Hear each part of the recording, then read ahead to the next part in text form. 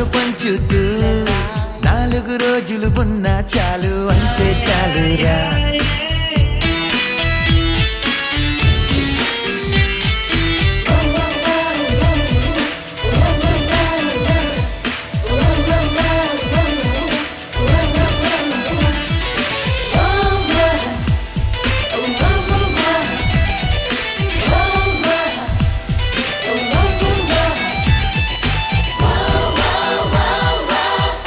పండుని పొందాలి అంతా ఆనందం, అందిన వెంటనే పంచాలి ఎంతో సంతోషం, అల్లరి పనులే చెయ్యాలి అప్పుడే